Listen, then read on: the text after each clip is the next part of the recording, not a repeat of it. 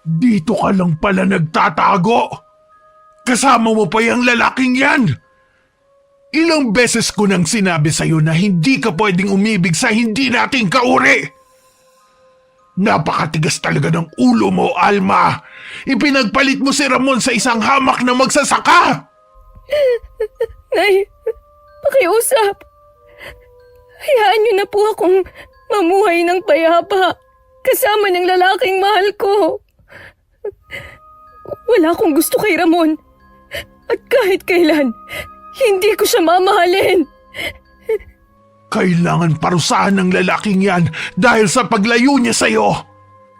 Kaya pala bigla ka nalang nawala sa araw ng kasal niyo ni Ramon. Yung pala nakipagtanang ka na sa lalaking yan. Nay, pakiusap. Huwag niyong saktan si Pablo. Mahal ko siya. At sana naman ay hayaan niyo na kami. Hindi maaari. Kailangan mong magpakasal kay Ramon nang sa ganon hindi na tayo manatiling alipin at pinakamababang uri ng mga aswang. Minsan lang magpapakasal ang datong aswang sa kagaya nating mahihirap. Nay! Ayoko! Aray! Nasasaktan po ako! Bitiwan mo ang buhok ko, Nay! Kahit makalbo ka pa, basta madala lang kita kay Ramon. Pinahiya mo pa ako sa kanila. Walang iya ka talaga. Sa ayaw at sa gusto mo sasama ka sa akin. At ang lalaki niya nang papatayin ko. O kaya gagawin ko siyang aswang para maging isang alipin. Huwag, Nay! Maawa na po kayo kay Pablo! Sige! Sasama na po ako sa inyo!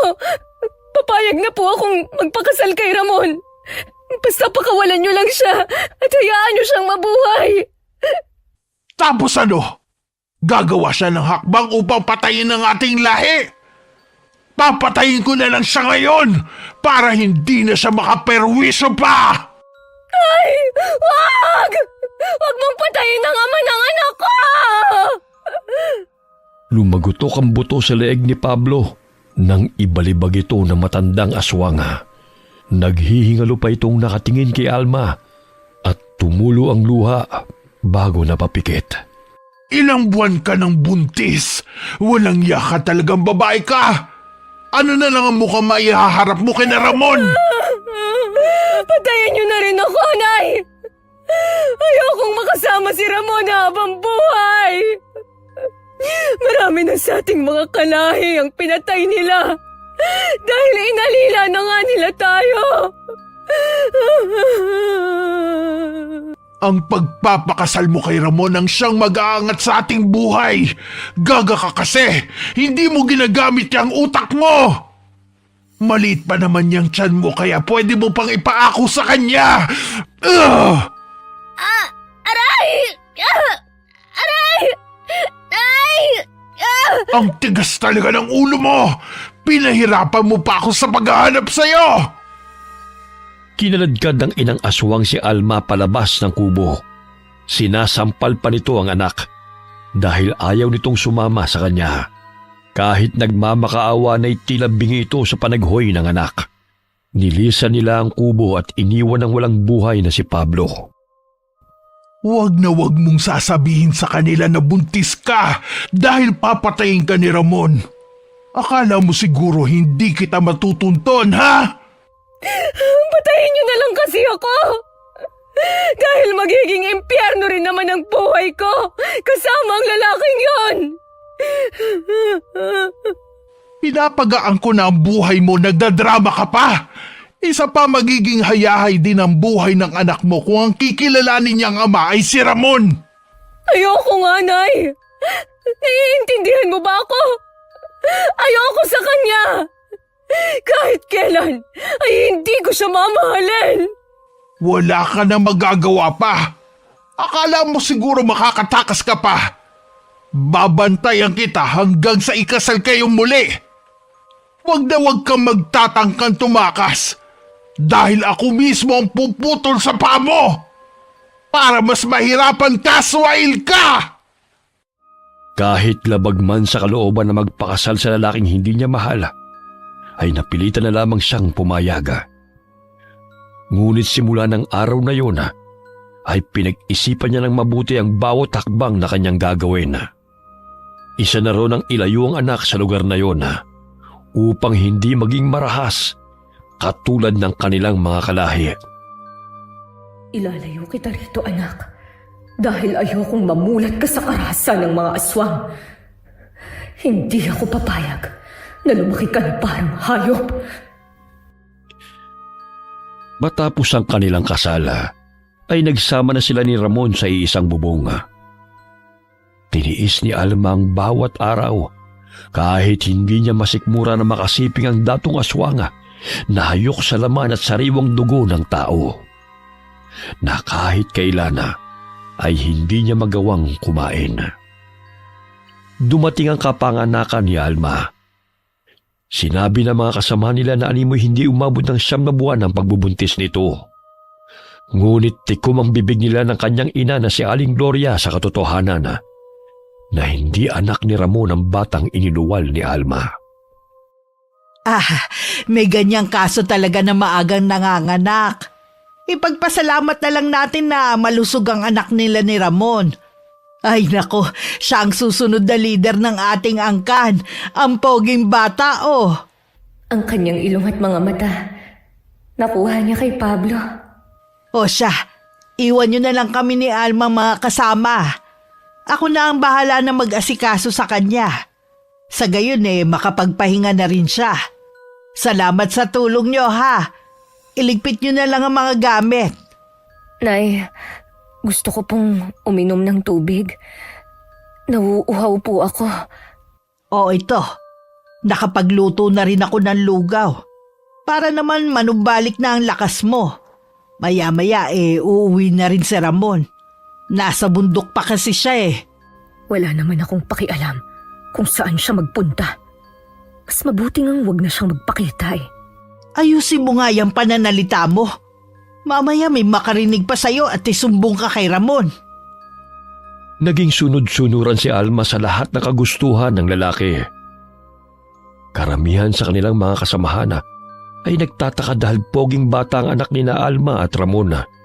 Walang pagkakahawig sa datong aswang sapagkat mistiso ang sanggol habang si Ramon ay sarat ang ilong at may malaking mata. Hindi lang siya nagmana sa kanyang ama.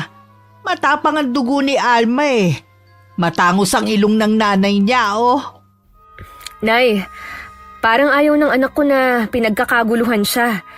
Tingnan mo ayaw niyang tumahan sa kakaiyak. Pwede bang palabasin mo na ang mga taong yan sa bahay? Nasasabik lang silang makita ang bata. Ikaw naman Makalipas ang 2 buwan, nagkaroon ng pagkakataon na makatakas si Alma sapagkat nagpaalam siya kay Ramon upang ipasyal ang kanilang anak. Pumayag naman ito, basta't may kasama lamang sila. Nawili sa pagkipagkwentuhan ng babaeng kasama niya sa kakilala nito, kaya't pasimpleng naglakad-lakad palayo si Alma hanggang sa tuluyan na silang makalayo. Lakad-takbo ang kanyang ginawa. Sumilay ang ngiti sa kanyang labi nang makitang isang truck na huminto sa daan, kaya't nakisuyo siya sa driver na makisakay patungong bayan.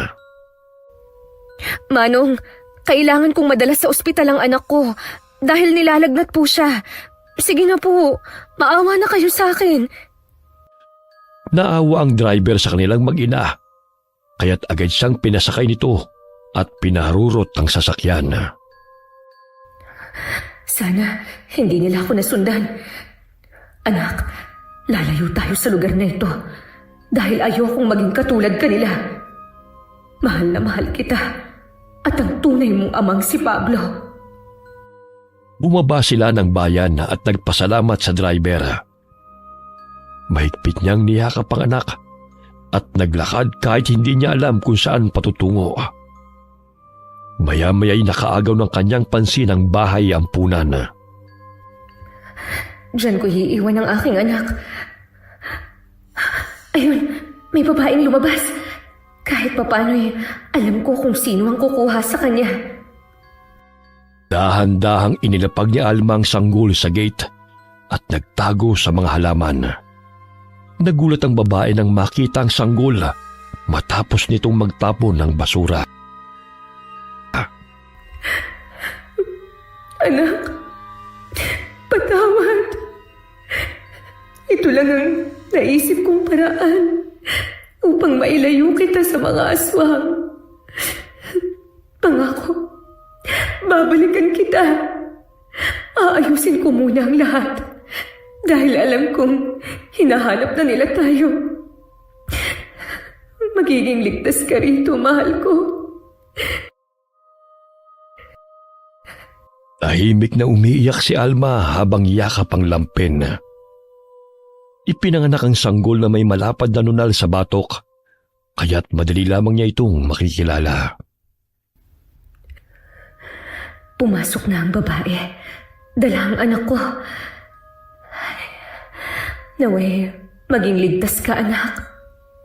Bibisitahin kita rito kapag maayos na ang lahat. Hindi pwedeng matuntun ka ng mga kalahi natin. Naluluhang nilisan ni Alma ang bahay ampunan. Saglit siyang napatigil sa pagtakbo at muling nilingon ang lugar kung saan ito iniwan ng anak.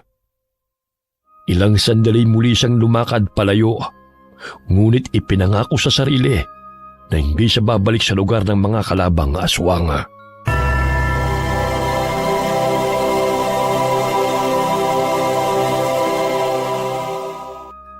Lumaking tahimik ngunit magalang ang batang si Gabriel. Walang may gustong umampon sa kanya dahil madalas itong nagtatago at mahiyain.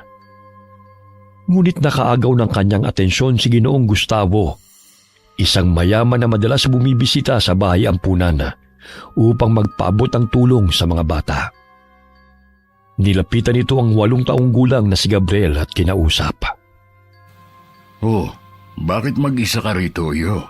Ayaw mo ba makipaglaro sa ibang mga bata? Dito na lang po ako. Maya-maya tutulungan ko po si Nanay Lydia sa paghuhugas ng mga plato. Madalas kita nakikita mag-isa at dito ka lang palagi sa hagdan. Maglaro ka rin kasama mga batang yun, oh. Dito na lang po ako. Nalulungkot po kasi ako dahil wala na rito ang matalik kong kaibigan na si Mark. Inampun na po siya. Sir, bakit po ibang tao ang mag-aalaga sa amin? Bakit hindi po ang tunay na nanay at tatay namin? Hindi po ba kami nila mahal kaya iniwan nila kami rito? Gustuhin mang kayong alagaan ng tunay ninyong mga magulang, siguro may problema lang sila. O baka hindi pa sila handa sa kanilang responsibilidad kaya kayo nandito. Pero hindi ibig sabihin na hindi nila kayo mahal. Pero bakit iniwan nila kami rito kung mahal nila kami? Madaldal ka rin pala. Halika na. Dumating na yung mga pagkain na pinadeliver ko. At tulungan mo muna akong buhatin yun. Sige po, sir. Oh, gusto mo ba ng spaghetti at pritong manok? Opo. Abay, tamang-tama. Marami akong in-order dito. Magpakabusog ka mamaya, Gabriel, ha? Para naman tumaba ka. At saka huwag kang sumimangot. Sayang ang kapugian mo. Sir Gustavo, bakit po ang bait ninyo sa amin? Ikaw lang kasi ang palaging nakikita kong binibisita dito sa amin eh. At nagdadala ng masasarap na pagkain. Nanggaling din kasi ako sa hirap. Naging palaboy sa lansangan. Kaya alam ko ang sitwasyon nyo rito sa bahay ampunan. Gusto mo bang doon ka na sa bahay ko manirahan? Ang pamangking kong si Larry na lang ang kasama ko ron eh. Kaya lang, baka po bumalik ang nanay ko rito at hanapin ako. Oy, di sabihin natin kay Lydia na tawagan niya ako kapag pumunta rito ang nanay mo. Ayos ba yun sa'yo? Talaga po, sir? Oo naman. Gusto mo doon na rin siya sa bahay manirahan para magkasama na kayo. Sige po, sir. Sasama po ako sa'yo. Naging foster parent ni Gabriel si Ginoong Gustavo. Ramdam ng Ginoo ang pangungulilan ng bata sa pagmamahal ng mga magulang nito. Sapagkat maaga rin siyang naulila at nakikita niya ang sarili kay Gabriel. Makalipas ang 1 linggo, ay isinama na ng Ginoo ang bata sa bahay nito. Oh, Gabriel, nandito na tayo. Ito na ang bago mong tirahan. Ang laki po ng bahay niyo, Sir Gustavo. Mas malaki pa po kaysa sa bahay ampunan. Abay, hindi naman. Malaki lang tignan dahil malawak ang parking area at ang garden. Papakilala kita mamaya kay Larry. May pagkapilyo ang batang yun pero mabait naman. Sige po, sir. Huwag ka mahiya dito, Gabriel, ha? Ituring mong sariling bahay ito. Kumain ka kapag gutom ka. At saka, sabihan mo lang si Mameng ng mga kakailanganin mo. Opo. Nabaling ang kanyang paningin sa lalaki na bumaba ng hagdan. Maangas sa mukha nito. Taliwas sa sinasabi ng Ginoo na mabait. Parang hindi naman mabait ang lalaking yan. Nakakatakot ang mukha niya. Ayan na pala ang Kuya Larry mo. Siya ang kasama mo rito dahil ang 2 anak ko'y nasa Amerika na nakatira. Dahil doon ang kanilang trabaho at may pamilya na rin. Ang asawa ko naman pumanaw na. Good afternoon po, Sir Larry. Anong good sa afternoon, ha? Sabi mo nga sa akin. Larry, wag mo naman takutin tong si Gabriel. Mamaya umiyak pa yan. Joke lang. Oh, Gabriel, welcome ka sa bahay na ito. Huwag kang matakot sa akin. Makulit lang talaga ako. Ihahatid ko na muna siya sa magiging kwarto niya, ha? Para makapagpahinga na tong si Gabriel. Tito, may babayaran pala kami sa eskwelahan bukas. 3,000 po. Parang walang katapusan na bayaran naman yan, ah. Nung 1 linggo humingi ka rin sa akin. Alam mo namang graduating na ako eh. Kung wala naman po kayong pera sa ngayon, maghahanap na lang ako ng paraan para magkapera. Magtatrabaho na lang ako sa fast food na pinapasukan ng kaibigan ko. Oh, eto na ang 5,000. Pati allowance mo na yan, ha? Maraming salamat, Tito. Siya, maiwan ko na muna kayo. May gagawin kasi akong project eh. Pangiting bumalik ng kwarto si Larry matapos na makahingi ng pera sa tiyuhin. Minsan ay wala naman itong bayarin, ngunit ginagastos nito ang pera para sa barkada. Bagamat naging masipag si Gabriel sa gawaing bahay, kahit na hindi siya inuutusan, kaya't naging madali ang trabaho ni Aling Mameng dahil sa tulong niya. Oh, Gabriel, bakit ikaw naghuhugas ng mga plato? Iwan mo na yan kay Mameng.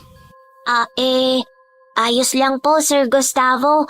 Wala naman po akong ginagawa para makapagpahinga naman po si Nanay Mameng. Ang bait mo talagang bata. Basta kapag napagod kay magpahinga ka rin, ha? Opo, sir. Kaya ko naman to eh. Malapit lang din ang paaralan sa bahay na tinutuluyan nila, kaya't nagpatuloy si Gabriel sa pag-aaral sa elementarya. Naging maganda ang buhay niya sa pangangalaga ni Ginoong Gustavo. Ngunit nararamdaman niya na hindi siya gusto ni Larry dahil minsan ay kinukutusan siya nito kapag nagkakasalubong sila at sasabihin lang na nagbibiro lamang ito. Nang araw na yun ay maagang umalis ng bahay ang Ginoo dahil may aasikasuhin ito sa talyer na pagmamayari nito. Habang nag-aalmusal si Gabriel ay napadaan ng lalaki sa likuran nito. Masarap ba ang pagkain, Gabriel? Oo kuya. Gusto mo bang ipagain na kita? Wag na. Nawawalan ako ng gana kapag nakikita kita eh. Nadala mo sa pagpapaawa si Tito, kaya kanya dinala rito. Unang kita ko pa lang sa'yo. Nararamdaman ko may gagawin ka ng masama. Siguro magnanakaw ka, no? Hindi po kuya. Kung hindi ka magnanakaw, siguro tauhan ka ng sindikato na kukunin ng loob ng Tito at sa huli, gagawan ng masama. Hindi ko po yan magagawa sa kanya. Sa bahay ampunan po ko nakatira. Ano po ba ang sindikato? Magmamaang-maangan ka pa. Kunwari, hindi mo alam, ha? Nandidilat pa ang mga mata ni Larry habang pinipisil ang pisngi ng bata. Binitiwan lamang nito si Gabriela nang dumating si Aling Maming na katatapos lamang maglaba ng mga basahan. Umakyat uli ng silid ang lalaki, ngunit matalim na tingin ang iginawa dito sa bata bago tumalikod. Namumuwang luha sa mga mata ni Gabriela, ngunit pinahid niya lamang yun at nagpaalam na sa katulong para pumasok sa paaralan. Kinagabihan, habang naghahapunan ay napansin ni Ginoong Gustavo ang pananahimik ni Gabriela. Tila ba'y takot ito, ngunit hindi magawang makapagsumbong. Oh, Gabriel, kanina ko pa napapansin na wala kang imik ha. May problema ba? May nang-away ba sa'yo sa eskwelahan? Wala po, sir. Kapag may problema ka, huwag ka mahiyang magsabi sa akin o di kaya sa Kuya Larry mo. Pamilya na tayo rito. Hindi magtatagal, magiging legal na kitang ampon. Kaya magiging anak na talaga kita. Ano? Akala ko ba pansamantalang maninirahan lang siya rito? Ayos lang naman na patirehin siya rito na hindi mo aampunin ng legal ang batang yan. Wala namang problema kung gusto kong legal ang pag-aampon sa kanya. Sumang-ayon naman ang mga pinsan mo Isa pa, masaya akong maging parte ng pamilya natin si Gabriel. Para na nga kaming mag-ama talaga dahil pareho kaming pogi. Baka kasi dumating ang mga totoong mga magulang yan at kunin siya kapag pinamanahan mo na yan. Ay naku, Larry. Kung ano-ano talagang iniisip mo. Kumain ka na nga lang. Kaya siguro mukhang takot si Gabriel dahil tinatakot mo, no? Ay, hindi Nag-uusap lang naman kami paminsan-minsan At saka, bakit siya matatakot sa akin? Ang bait-bait ko nga sa kanya. Basta ayokong inaaway mo tong si Gabriel. Mabait siyang bata kaya pakikitunguhan mo siya ng maayos. Buisit na batang to. Magiging kaagaw ko pa sa mamanahin ko. Bakit kasi kailangan niya mag-ampon pa? Nandito naman akong pamangkin niya. Oh, Larry, bakit ganyan ka makatingin kay Gabriel? Ayokong sinasaktan mo siya, ha? Sa oras na malaman kung may ginawa ka sa kanya na hindi ka nais-nais, ako makakalaban mo. Ano naman po ang gagawin ko sa kanya? Mabait naman ako. Tsaka, wag lang siya makulit o makakasira ng mga gamit ko para wala po kaming problema. Gusto ko lang na magkasundo tayong lahat sa pamamahay na ito. Ayoko ng away dahil pareho kayong importante sa akin kaya kayo narito. Hindi ko naman siya inaano At saka bunsong kapatid na ang turing ko sa kanya. Di ba, Gabriel? Tumango na lamang siya at nanatiling tahimik.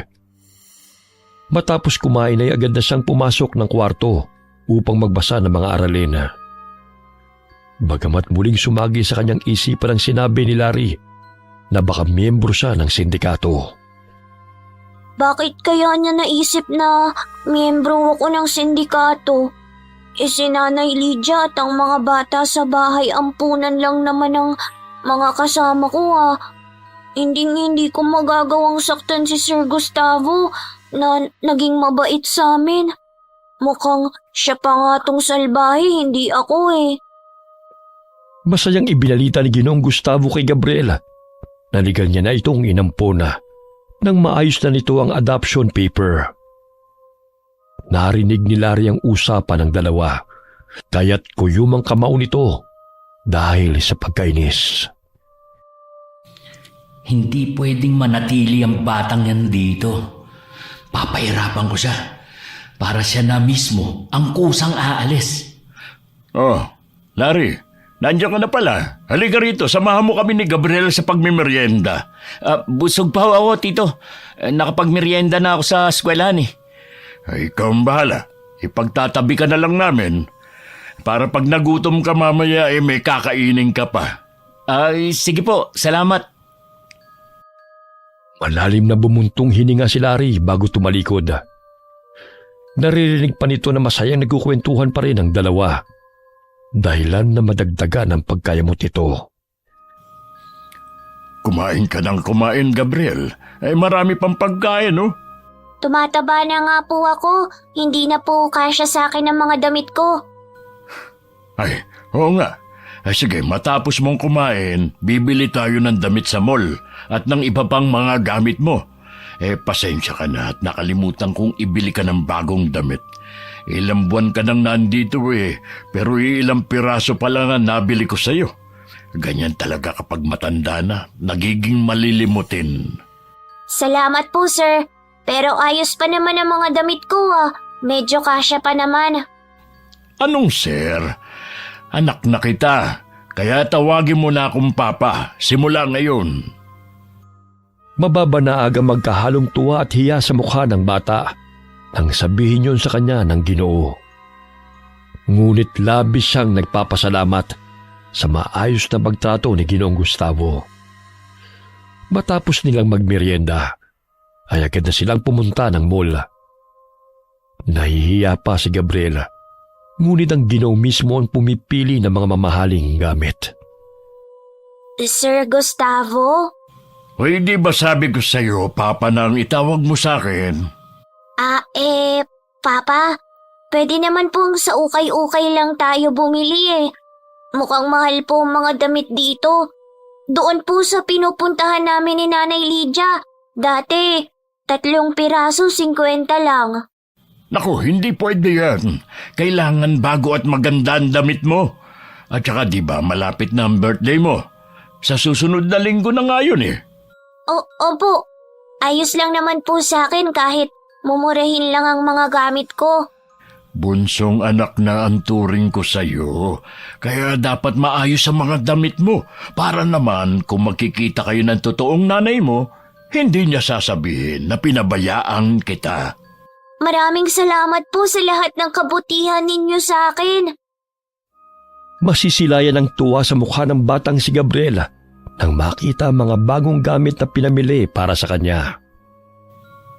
Gabriel, ipapahatid na lang kita mamaya sa driver May meeting pa pala ako sa kliyente ko mamayang 2:00. Dumaan sila sa isang gusali at agad na bumaba si Ginoong Gustavo.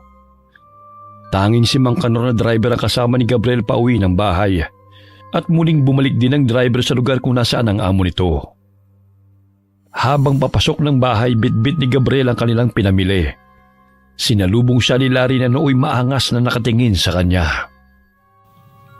Aba naman, may bagong damit Pero parang hindi naman bagay sa'yo yan, bata. Dahil ang bagay sa'yo, mga basahan. Grabe ang pang-uuto mo kay Tito Pinaglaanan ka pa talaga niya ng panahon at salapi para legal kanyang ampunin.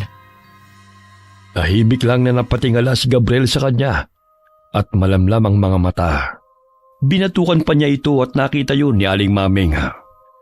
Kaya't dali-daling tumakbo ang katulong patungo sa kinaroroonan ng bata at inilayo ito kay Larry. Ikaw, Aling Maming, wag na wag kang magsusumbong kay Tito dahil malilintikan ka rin sa akin. Inakay na lamang ng katulong si Gabriel patungo sa kwarto nito. Dahil napapadalas na nitong nakikitang sinasaktan ni Larry ang bata at pinagsasabihan ng masama.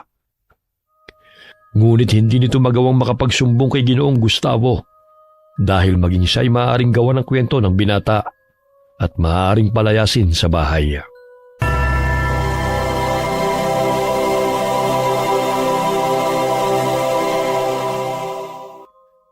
Lumipas ang mga taon hanggang makatungtong si Gabriel sa 3rd year high school.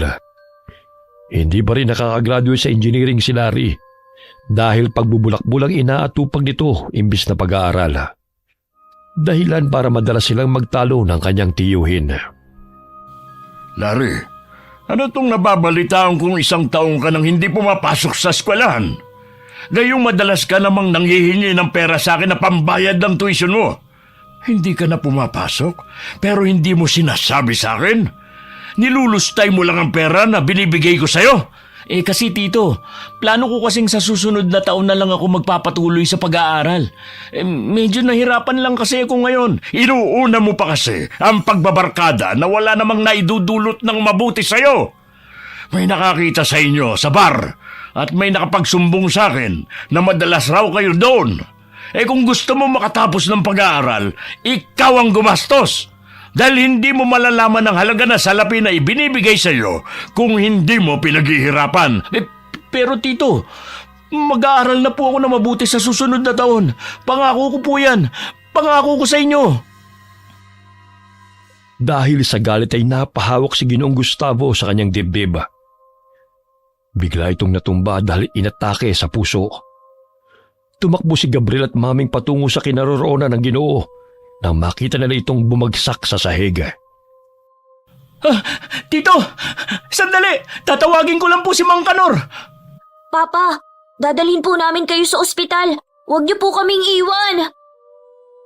Tumawag ng ambulansya si Aling Maming. Ilang sandali dumating rin ang mga ito dahil nagkataon na day off ng araw na yon ng kanilang driver. Tulungan niyo po si Papa. Iligtas niyo po siya. Umalis ka nga dyan, bata! Alam na ng mga nurse ang gagawin nila, kaya huwag mo na silang paalalahanan pa. Umiiyak na nakatanaw si Gabriel habang pinapasok sa ambulansya ang Ginoo na nooy nilapatan na ng first aid. Sumunod sila ni Aling Maming sa ospital. Ngunit bumagsak ang kanilang mga balikat nang sabihin ng doktor na pumanaw na si Ginoong Gustavo. Baka naman po, may paraan pa na maisalba ang buhay niya. Pakiusap, ulitin niyo po ang pagsusuri sa kanya. Huwag ka nga makulit, bata. Sinabi na nila na patay na si Tito, di ba? Kasalanan mo kung bakit siya inatake sa puso. Ginalit mo kasi siya. Gusto mo bang basagin ko yung bibig mo? Ikaw ang mahala sa bahay kaya namatay si Tito eh. Simula nang dumating ka, naging mainit na ang dugo niya sa akin. At ikaw na lang ang nakikita niyang tama. Ikaw may kasalanan ng pagkamatay niya, hindi ako. Bakit ako sisisihin mo? Ikaw nga itong kumukuha lang ng pera niya eh. Naka-uniform ka nga sa tuwing umaalis ng bahay. Pero hindi ka naman pumapasok sa paaralan. Kahit maraming tao'y sinapak ni Dari ang binatilyo, kaya't inawat sila ni Aling Maming. Napasandal si dingding si Gabriela at niyakap ng matandang babae. Kuyum ang kamao ng binatilyo habang matalim na nakatingin sa lalaki.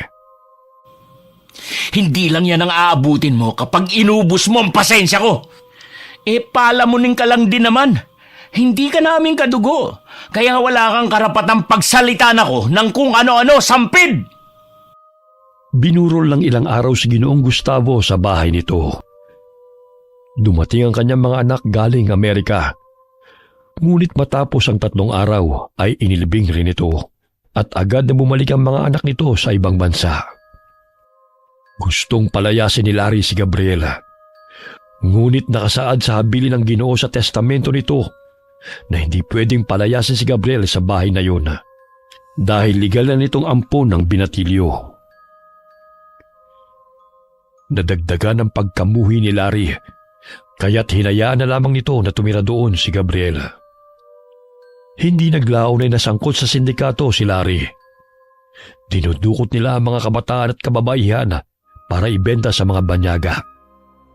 Maging si Gabriel ay hindi nakataka sa grupo dahil siya mismo ang pinababantay sa mga bihag ng mga ito. Kuya, saan niyo po ko dadalhin? Hindi naman to ang daan ng bahay natin ah. Tumahimik ka nga! Ang ingay-ingay mo, mamaya mabangga pa tayo. Sino po yung mga batang kasama natin? Saan niyo po sila dadalhin? Malalaman mo lang yan pag nakarating na tayo sa pupuntahan natin. Kinabahan si Gabriel dahil nadidinig niya ang iyak ng mga bata. Nakikilala pa niya ang 3 lalaki na naroon na siyang kaibigan ni Larry. Ramdam niya na may masamang binabalak ang mga ito sa kanila. Kuya, pakiusap. Pakawalan niyo na po kami oh. May pasok pa ako bukas eh. Sino ba nagsabi sa iyo na mag-aaral ka pa? Simula ngayon, maninilbihan ka na sa amin. Ang laki ng atraso mo sa akin ha. Kaya pagbabayaran mo yun. Kuya, gusto ko na pong umuwi. Hinihintay na po ko ni Aling Maming. Sinabi ko na sa'yo na tumahimik ka. Gusto mo pa yatang masampulan eh. Kuya, wag! Pakiusap! Ilayo mo sa akin yung baril. tatahimik na po ako. Inuubos mo kasi pasensya ko. Isang salita mo pa, pasasabugin ko na yung bunganga mong buwisit ka. Palakas ng palakas ang kabog ng kanyang dibdib habang lumalalim ang gabi. Ilang sandali pa'y huminto ang sasakyan sa isang gusali. Napansin niyang nakatayo sa pintuan ng babae na si Lina na kinakasama ni Larry. Pinababa sila ng kotse at pilit na pinapasok sa gusali. Kuya, ano po bang kailangan niyo sa amin? Bakit niyo kami dinala rito? Ang daldal mo, kanina ka pa. Sumunod ka na nga lang kasi. Mabuti naman at sinama mo na yung si Gabriel. Naririndi na ako sa iyak ng mga bata. Kuya, pauwiin niyo na lang po kami pakiusap. Abay, hindi pwede. Perang dala ng mga batang yan. Bantayan mo silang mabuti, ha? Dahil kung hindi, ikaw ang mananagot sa amin. Itinulak pa siya ng babae. Dinala ang mga bata sa isang silid habang si Gabriel ay nasa kabilang kwarto. Dinig na dinig niya ang pagmamakaawa ng mga bata at ng ilang kababaihan. Sumilip siya sa butas ng pinto at nakita niyang kinakaladkad palabas ng silid ang isang dalaga. Huwag ka nang magpakipot pa. Limpak-limpak na salapi ang kapalit mo, Day. Kaya huwag ka nang umiyak dyan. Sumunod ka na lang kung ayaw mong masaktan. Binibenta siguro nila ang mga bihag. Kailangan kong gumawa ng paraan upang makatakas kami rito. Maging ako'y nasa panganib din. Hoy, Gabriel, lumabas ka nga dyan. Dalhin mo tong pagkain sa mga bata. Ang ingay-ingay eh. Kuya, hinahanap na rin po sila ng kanilang mga magulang. Pakawala na po natin sila oh. Itiko mo yung bibig mo. Dito na sila at walang makakalabas hanggat hindi ko sinasabi. At ikaw, wag na wag kang gagawa na ikagagalit ko dahil tatamaan ka sa akin. Malakas nitong binatukan ang binatilyo at muling inutusan na dalhin ang pagkain sa mga bata. Pagbukas ni Gabriel sa kwarto, ay tumambad sa kanyang paningin ang ilang mga batang namimilipit sa sakit dahil sa bugbog ng mga kalalakihan. Nalaman din niya na ginagamit ang mga ito sa malalaswang aktibidad sa pamamagitan ng internet. Kumain na kayo. Kukuha lang ako ng tubig at bimpo para mapunasan na yung mga sugat ninyo. Huwag na kasi kayong magmatigas. Yan ang napapala ng mga hindi sumusunod sa utos. Pasalamat pa nga kayo dahil binibigyan pa kayo ng pagkain eh. Sa susunod na hindi kayo sumunod, ay hindi na kayo papakainin. Naiintindihan niyo ba ako? Ate Lynn, baka pwedeng pakawalan na lang po natin ang mga bata. Wala po silang kamuwang-muwang sa pinagagawa sa kanila eh. Mabuti ngang wala silang alam, di ba? Pwede ba? Huwag ka nang makialam kung ayaw mong masaktan. Pero mali po ang ginagawa ninyo sa kanila. Baka mahuli po tayo ng pulis. Tanga ka ba? Paano tayo mahuhuli kung walang magsusumbong? Gawin mo na lang ang trabahong inuutos sa'yo. Ganun na lamang ang awa ni Gabriel sa mga bata at kababaihan na dinukot ni Larry. Minsan siyang sinasaktan ng mga ito sa tuwing naririnig ng mga ito ang iyak ng mga bata na hindi niya mapatahan.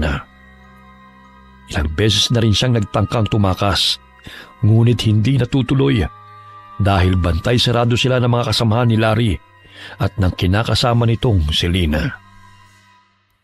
Wow! Nagpadala na naman ng pera si Afam. Sa susunod na linggo ay magpapadala siya ulit. Basta, mas bata ang ibibigay sa kanya. Hindi na sila naawa sa mga bata. Basta magkapera lamang sila. Pati ako, ayaw nila akong palabasin sa gusaling to. Ginawa na nila akong alila at tagabantay sa kanilang mga bihag. Anong tinutunga-tunga nga mo dyan, ha? Di ba sabi ko, patahanin mo yung mga batang umiiyak? Paano hindi sila iiyak? Masakit ang katawan nila sa pang-aabuso ng pinagbentahan nyo sa kanila. Kuya, maawa naman po kayo sa kanila oh. Pakiusap. Itigil nyo na po ang pagpapahirap sa kanila. Gusto mo bang pahirapan din kita? Pasalamat ka nga't hindi pa kita binebenta sa mga banyaga eh. Napakasama niyo, Kuya Larry. Gagawin niyo lahat para magkapera lang kayo. Ni wala kayong pakialam sa pagdurusa ng mga bata. Ano sabi mo? Ha? Malakas na sinuntok ni Larry si Gabriel sa panga. Sinipa-sipa pa niya ang binatilyo nang bumagsak sa sahig. Hindi pa nakontento ay sinabunutan pa niya ito at pinagsasampal, kaya't pumutok ang labi nito. Huwag mo kong turuan sa gagawin ko. Ang pinakaayaw ko, yung nagmamarunong. Sa gawaing ito ako nagkakapera. Kaya hindi na ako nakakaramdam ng awa o salitang konsensya. Kaya kahit anong sabihin mo, hindi ako tatablan nun. Naiintindihan mo ba ako? Hindi ko sukat akalain na aabot sa ganitong kasamaan mo. Pati ang iniwang mana ni Papa Gustavo na para sa pag-aaral ko, inubos mo na lahat. Pati ang bahay ibinenta mo pa.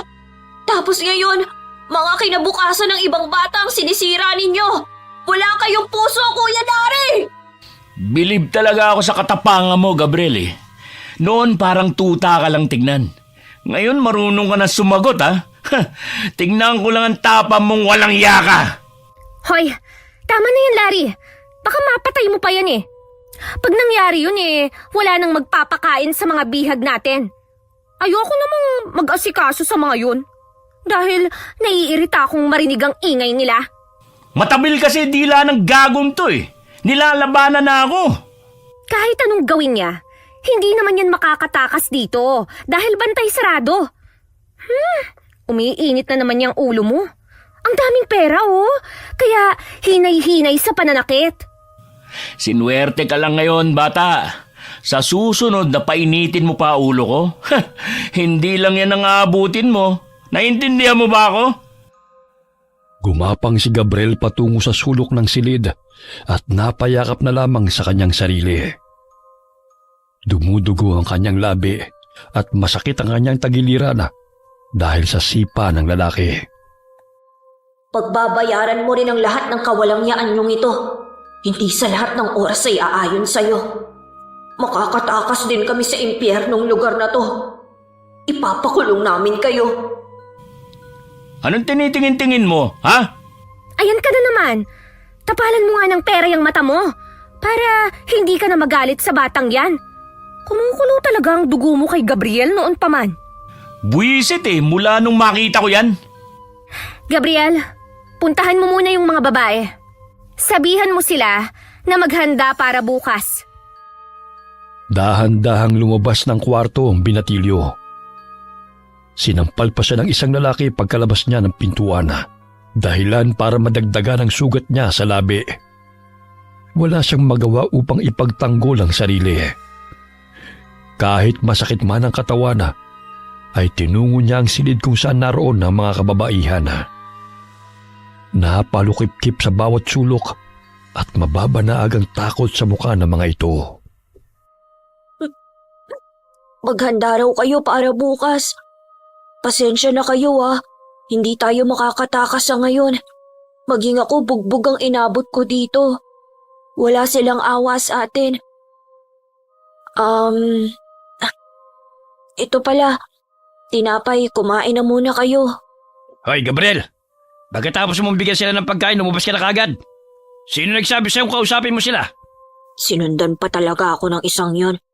E di sana siya nalang nagbigay ng pagkain dito. May sinasabi ka ba, ha? Huwag ka magtatangkang tumakas. Dahil hindi lang yan ang aabutin mo. Hindi naman ako tatakas eh. Pinapasabi ni Ate Lynn na maghanda sila para bukas. Ay, oo nga pala. Magpaganda kayo. Dahil pipili ang 3 customer natin ng mga bata at sariwa. Huwag na huwag kayo magmamatigas. Dahil latigong aabutin nyo sa akin. Sige na, lumabas ka na rin. Ang sabi ni ate, pagpapahingahin sila. Paano sila makakapagpahinga kung tinatakot mo? Mamaya hindi pa sila makatulog niyan. Lumabas ka na rin dyan. Naaawa man si Gabriel sa mga bihag, ngunit hindi pa niya kayang itakas sa mga ito. Kahit anong iyak at pagmamakaawa, ay wala pa rin yung silbi sa mga taong nagbebenta sa kanila. Pumasok sa maliit na silid si Gabriel kung saan siya nagpapahinga. Humiga siya sa lapag at tanging kapirasong karton lamang ang nagsisilbing banig. Ipinikit niya ang mga mata at inaalala ang masasayang sandali kasama ang mga bata sa bahay ampunan at si Ginoong Gustavo. Umagos sa mga luha sa kanyang mga mata hanggang siya'y makatulog.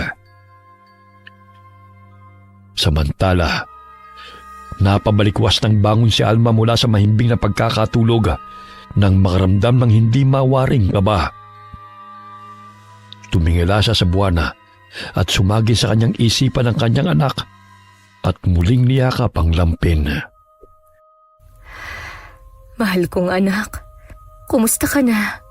Walang araw na hindi kita iniisip. 15 taon matapos kitang iniwan sa bahay ampunan. Pasensya ka na kung natagalan ng aking pagbabalik sapagkat maraming hadlang at alam kong mas mapanganib kung masusundan nila ako. Pinatay nila si inay sa pag-aakalang siya ang nagpatakas sa akin. Nahuli ako ng mga tauhan ni Ramon. Mabuti na nga lang at maaga kitang iniwan sa bahay ampunan na yon. Ngayong napatay ko si Ramon at nakatakas mula sa mga tauhan niya, babalikan kita, mahal kong anak. Ano kaya ang ipinangalan sa'yo nang nagpalaki sa'yo? Peter ang naisipan kong ipangalan sa'yo eh. Mahal na mahal kita, anak. Magkalayo man tayo, ngunit hindi ka nawala sa isipan ko. May nangyari bang masama sa'yo, anak? Dahil pakiramdam ko sa tuwing kumikirot ang nunal ko sa likod, ay masama ang pakiramdam mo. Dahil yun ang nararamdaman ko sa tuwing hindi maganda ang pakiramdam mo noon. Tila ba'y iyon ang nag-uugnay sa ating dalawa. Babalikan kita, anak. Hindi ako nawawala ng pag-asa na balang araw ay magkikita tayong muli. Nagising si Gabriel nang marinig ang malakas na sigawan ng mga kababaihan. Sunod-sunod din ang putok na kanyang narinig, kaya't napalukip-kip siya sa sulok ng silid. Ano kaya ang nangyayari? Bakit may mga putok? Hindi kaya may mga pulis nang nakapasok dito upang iligtas kami? Kung gayon makakatakas na kami sa lugar na to. Hoy, Gabriel! Anong tinutunga-tunga mo dyan? Tulungan mo si Vincent na ilibing yung bangkay ng walang hiyang babae yun. Buwisit! Bakit kuya? Ano po bang nangyari? Huwag ka na maraming tanong pa. Puntahan mo na lang ang kwarto kung saan naroon si Vincent at ilibing kaagad yung bangkay. Ilang beses na sinabing mag-ingat eh. Sige ho. Ay nako! Uminit na naman ang katawan ni Vincent. Hindi talaga makontento sa isang babae lang. Gusto tikman lahat. Ayan tuloy, muntik na siyang paglamayan. Mabuti na lang at maagap niyang nabawi ang baril. Loko-loko talaga ang lalaking yun. Lahat ng babae dito tinikman na nga eh. Hindi pa makontento. Pinagnasaan pa ang bago. Yung pa naman sanang bibigay ko sa customer natin bukas. Bayad na ba yun? Oo, papalitan ko na lang. Mapapakiusapan naman siguro yun. Hindi masikmura ni Gabriel ang pinaggagawa ng mga ito sa mga bihaga. Sinusunod na lamang niya ang mga pinag-uutos ng mga ito dahil puro latay at sugat na rin ang kanyang katawan kapag hindi siya sumusunod. Nadat na niyang naliligo ng dugo ang babae at may tama ito sa ulo at dibdib. Ganun na lamang ang panginginig ng ibang kababaihang naroon. Nakita niyo bang sinapit ng babaeng to? Gagawin ko rin to sa inyo kapag nanlabang kayo. Ang tapang, wala namang binatbat. Kuya, bakit mo naman siya binaril? Pumalag eh. Kaya nang inabot niya. Kung pumayag na lang sana siya, hindi pa niya makikita si kamatayan. Kawawa naman po siya. Hindi man lang siya mailibing ng maayos. Paano kung multuhin niya tayo rito? Nagpapaniwala ka pa talaga sa multo, ha? Magsimula ka na maghukay sa likod para maibawon ko na ito. Daliman mo ha, para hindi mangamoy. Ano kaya kung ibalik mo na lang sa pamilya niya? Para naman mabigyan siya ng maayos na libing. Ang hina talaga ng utak mo, no? Eh di pag binalik natin to, mahuhuli pa tayo. Ang bobo mo talaga. Palibasa wala nang laman yung utak mo eh. Paano magkakalaman? Eh hindi nyo nga kami pinapakain ng maayos. Samantalang kayo, nagpapakasasa sa perang bunga ng kawalangyaan ninyo. Hoy, titignan mo na lang ba yan? O tutulungan mo ako sa pagbubuhat? Tutulong na po. Awang-awa si Gabriel sa babaeng pinatay ni Vincent. Naririnig pa niya ang tawanan ng mga kasamahan nito habang kinakantsawa ng naturang lalaki. Umiiyak ang binatilyo dahil hindi niya lubos maisip na magagawa niyang maglibing ng bangkay ng inosenteng tao. Ang dapat na ililibing dito, kayong mga asal hayop. Sana, maranasan nyo rin kung paano nyo saktan at pahirapan ang lahat ng dinukot nyo. Sa gayon kayo naman ang magbakaawa at umiyak kagaya nila. Tumingala siya sa maliwanag at bilog na buwan at paulit-ulit niyang sinasambit ang hinanakit niya kina Larry at sa mga kasamahan nito. Tila ba'y nadidinig ni Alma ang panaghoy ng kanyang anak na umaalingaw-ngaw sa kanyang pandinig habang nakatingala rin sa maliwanag na buwan. Nararamdaman kong nasa panganib ang aking anak. Lumalakas ang kanyang enerhiya ngayong bilog ang buwan. Batid kong kailangan niya ang tulong ko. Nagsimulang maglakbay si Alma palabas ng gubat, malayo sa lugar ng mga aswang. Doon siya pansamantalang tumira matapos niyang mapatay si Ramona at muling makatakas mula sa pagmamalupit ng datong aswang at ng mga kalahi nito. Pupunta siya sa bahay ampunan kung saan niya iniwan ang anak. Nagbantay siya ng sasakyan na mapapadaan hanggang sa sumapit ang umaga. Ayun, may truck. Kailangan kong makasakay doon. Buong magdamag na akong naghihintay. Malayo pa lamang ay ikinakaway na niya ang kanyang kamay. Kaya huminto ito at pinasakay naman siya ng driver. Tinakpan na lamang niya ng balabal ang kanyang peklat sa muka. Sa gayon ay hindi matakot ang driver sa kanya. Napansin niyang palingon-lingon ito sa kanya. Kaya't pinaliwanag niya ang nangyari sa kanyang muka. Huwag po kayong matakot sa akin. Hindi po ako masamang tao. Nagkaganito lang ang itsura ko dahil sa pagmamalupit nila sa akin. Kaya't nagkaroon ako ng malalim na peklat sa pisngi at noo. Napansin ni Alma na kumalma ang mukha ng driver. Mahigit 3 oras din ang kanilang nilakbay patungong bayan at agad siyang bumaba nang makarating sa palengke kung saan ang daan patungong bahay ampunan. Malaki na rin pala ang pinagbago ng lugar na ito. Marami ng gusali ang naipatayo. Pero nandito pa rin naman siguro ang bahay ampunan. Kailangan kong hanapin yun para muli kong makita ang anak ko. Ayun! Nagbago lang ang kulay ng pintura. Pero parehong pangalan pa rin ang nakalagay. Angel's Homes. Ay, mabuti na lang kahit papano'y tinuruan ako ni Pablo magbasa. Hindi ako masyadong nahihirapan. Babantayan ko ang sino mang lalabas dyan para makapagtanong ako tungkol sa batang iniwan ko. 15 taon na ang nakakaraan. Naghintay si Alma sa labas ng bahay ampunan hanggang sa lumabas si Aling Lydia upang mamalengke. Kaya't kahit puyat may tumayo siya mula sa pagkakaupo at dali-daling nilapitan ang matandang babae. Siya yung babaeng kumuha ng aking anak. Tumanda lang siya pero sigurado akong siya nga yun. Ale, magandang araw ho. Maaari ba kitang makausap saglit?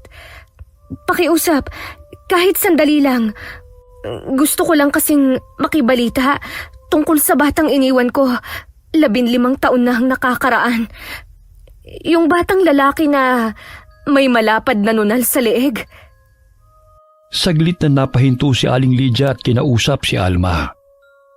Ayaw pa sana nitong magbigay ng impormasyon tungkol kay Gabriel, ngunit mapilit ang babae. Kaya't sinabi na nito na may umampun sa bata.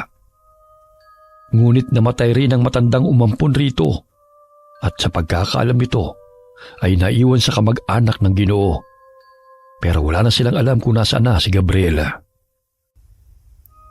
Maraming salamat sa impormasyon.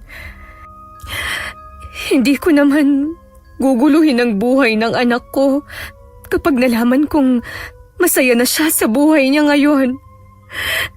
Ang gusto ko lang, masiguro na ligtas siya. Dahil ayokong sapitin niya ang masalimuot na buhay na nangyari sa akin. Matapos nilang makapag-usap, ay agad nang sumakay ng tricycle si Aling Lydia. Naiwan sa kalsada si Alma. Nilalayon siya ng mga tao sa pag-aakalang baliw siya o di kaya natatakot dahil nakatalokbong siya ng balabal upang maitago ang mga peklat sa kanyang muka, sanhi ng pagpapahirap ni na Ramon sa kanya. Anak, alam kong kailangan mo ng tulong ko.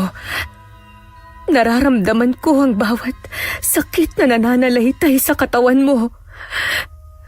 Gabi-gabi kong naririnig ang iyak mo na umaalingaw-ngaw sa aking pandinig. Hindi ako susuko na hanapin ka at aalamin ko kung sino ang nananakit sa'yo. Hindi na malaya ni Alma na nakarating na siya sa isang fast food chain. Malakas na bumusin ang itim na sasakyan nang bigla siyang tumawid sa kalsada. Hoy, tanda! Magpapakamatay ka ba? Kung wala lang talaga mga taong dumadaan, sinagasaan na kita eh. Tumabi ka nga dyan! Paharang-harang ka sa dinadaanan ko eh. Siya ang lalaking nakikita ko sa aking panaginip. Ilang araw na. May patalim at sinasaktan ng batang lalaki. Hindi kaya may kaugnayan siya sa anak ko? Bingi ka ba o bulag? Gusto mo yata sunduin ka na ni Kamatayan eh. Kamatayan? Kaano-ano mo ba siya? Pilosopo ka pa ha? Kung sasabihin kong kakambal ko si Kamatayan, aalis ka na ba sa daan? Aalis ka o sasagasaan na lang kita? Matalim siyang tinitigan ni Alma, maging ang kasama nitong babae. Tumabi sa gilid ng kalsada si Alma, ngunit ibinato ni Larry ang ninunguya niyang chewing gum sa babae. Hoy! Bakit sa akin mo itinapon ang iyong basura? Mukha ba akong basurahan? Mukha kang basahan. Paharang-harang ka pa sa daan. Buti sana kung mapagkakakitaan ka eh. Eh kahit asong ulol, ayaw sa'yo. Bastos na lalaking ito. Kailangan ko siya sundan dahil nararamdaman kong may alam siya kung nasa ng anak ko. Oh, bakit ganyan ka makatingin? Ha? Siguro napupugian ka sa akin, no? Tumabi ka na nga. Mamaya magbago pa ang isip ko at kumalat pa yung utak mo sa kalsada. Humarurot ang sasakyan habang matalim na tinatanaw yun ni Alma. Dinampot nito ang chewing gum na itinapon ng lalaki at umusal ng mga salita bago nito inilagay sa plastic. Tingnan ko lang kung sino ang susunduin ni Kamatayan. Ang lahat ng nagpapahirap sa akin ay pinatay ko na. Maging ang dating asawa na walang ginawa kundi ang alilain ako at patayin ang mga malalapit sa akin. Pwes, ikaw ang isusunod kung animal ka. Bukod sa pagiging aswang, ay natutunan ni Alma ang pambabarang sa tulong ng matandang babae na minsan na niyang nakasama sa gubat.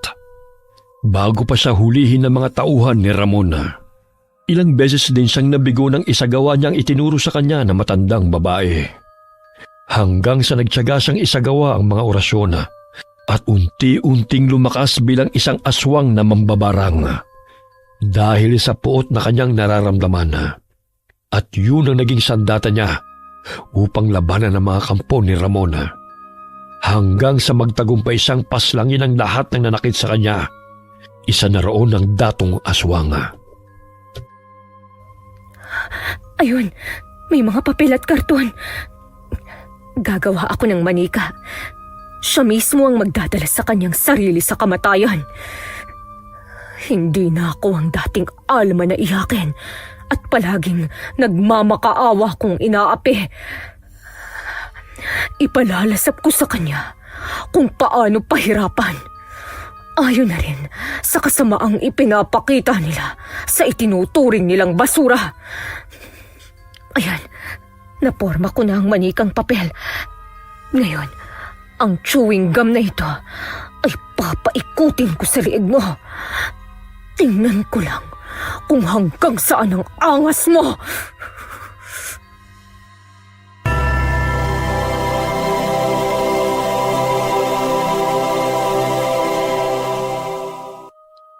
Samantala, muntik nang mabangga ang sasakyan na minamaneho ni Larry. Mabuti na lamang inaapakan ito kaagad ng preno. Ano ba, Larry? Gusto mo na bang mamatay?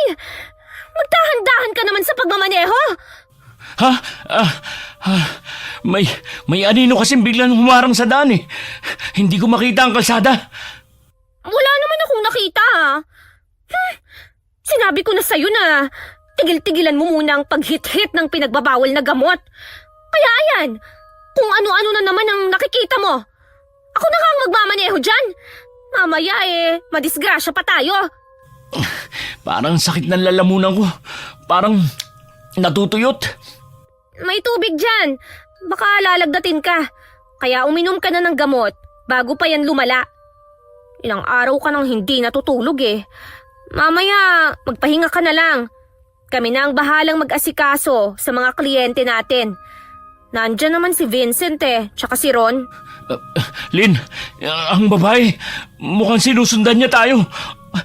Ayun siya, nakikita ko sa side mirror. Nasaan? Wala naman Ay nako, guni-guni mo lang yan.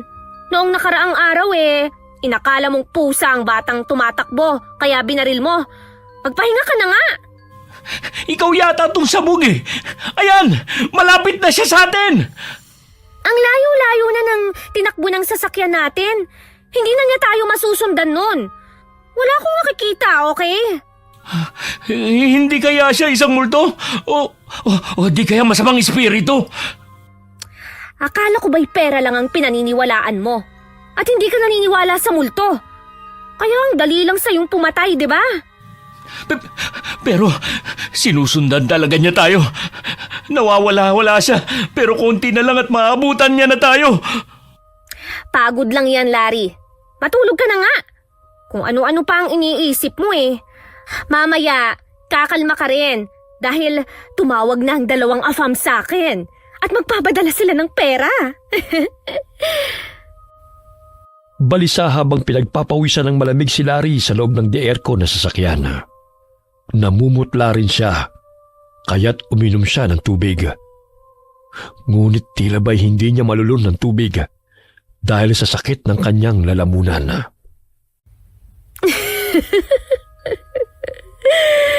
Nararamdaman kong unti-unting tumatalab na sa iyong katawan ang ginagawa ko.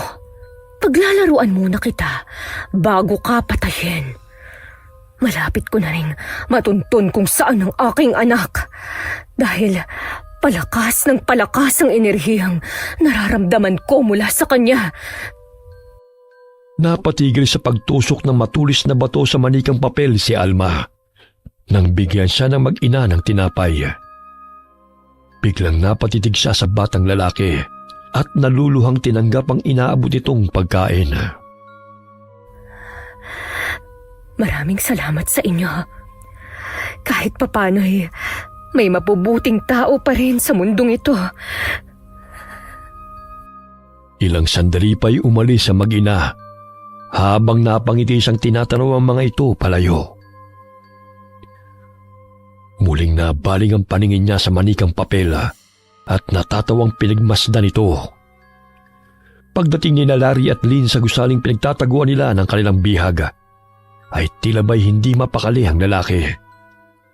Dumiretso ito sa pinagpapahingahan nila ng kwarto at lumaklak ng gamot na pampakalma.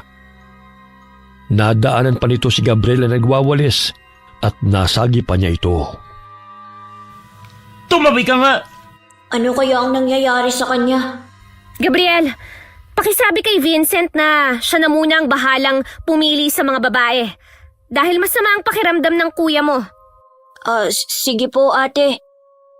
Buti sana kung mamamatay na yang si Larry para naman mabawasan ang salot sa mundo. Oh, bakit parang wala yata sa sarili si Larry? Ay, hindi ko alam. Hindi naman ako nagtatanong. Baka mainit na naman ang ulo nun. Linisin mo muna yung 3 kwarto. Mami, may matinding bakbakang magaganap. May 3 customer tayo ngayon. Kaya tiba-tiba na naman tayo. Gusto nilang personal na mahawakan ng mga bebot. Ayaw na nila sa internet lang. Palala ng palala na talaga ang kahalayan na ginagawa nila sa mga babae. Sana naman may tumulong na sa amin para makawala na kami rito. Marami na rin silang pinatay. Ngunit parang hindi man lang sila nakukonsensya. Sumapit ang gabi. Kahit anong gamot ang inumin ni Larry, ay hindi pa rin napapawi ang nararamdaman nitong sakit sa katawan. Dadalhin na lang kita kaya sa ospital para mabigyan ka ng tamang gamot. Aray, ang sakit ng katawan ko. Hindi ko na talaga kaya. Siguro mangkukulam yung babaeng pulubi kanina. Akala ko ba hindi ka naniniwala sa mga ganyan? Siya lang naman ang nakasagutan ko kanina eh. Isa pa, nakita kong sinusundan niya tayo. Oh, halika na. Bago ka pa mamatay dyan. Dahil sa'yo, hindi tuloy na tuloy ang mga big time na customer natin. Hindi ko nasagot muli ang tawag nila kanina eh. Pera na, naging bato pa. Ako pa talaga ang sisisi mo. Nakikita mo namang sumasakit na ang buong katawan ko, di ba? Aray!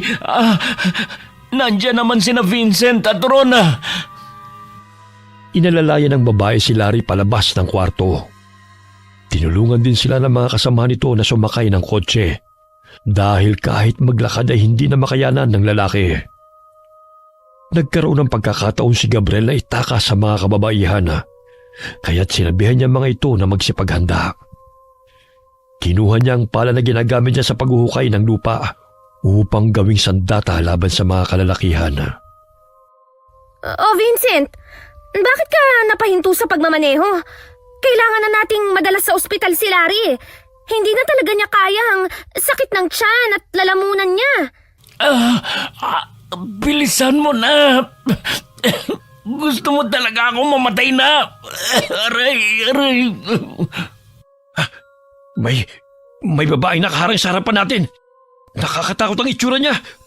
Parang aswang.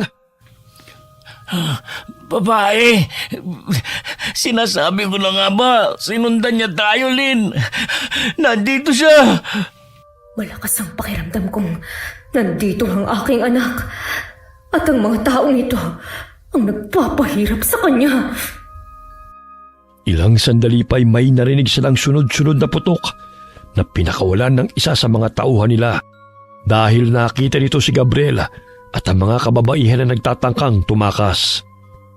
Ngunit binato siya ni Gabriel at tinamaan ito sa noo, dahilan para matumba ito sa lupa. Lintik na batang yon! Itatakas pa ang mga bihag! Sandali, at bababa muna ako.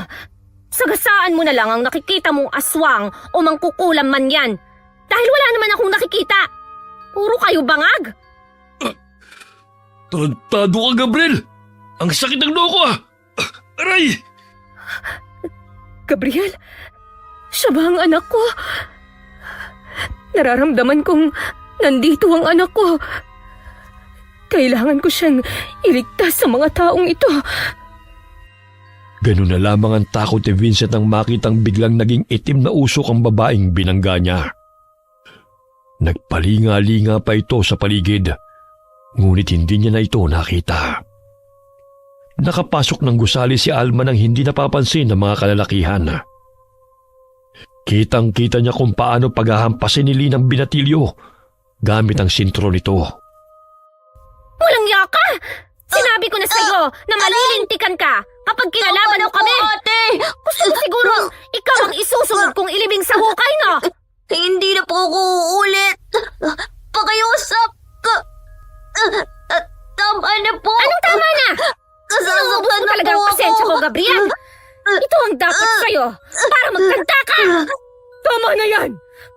Walang kalaban-laban ng bata! Mapanakit ang kamay mong to, kaya dapat nang putulin!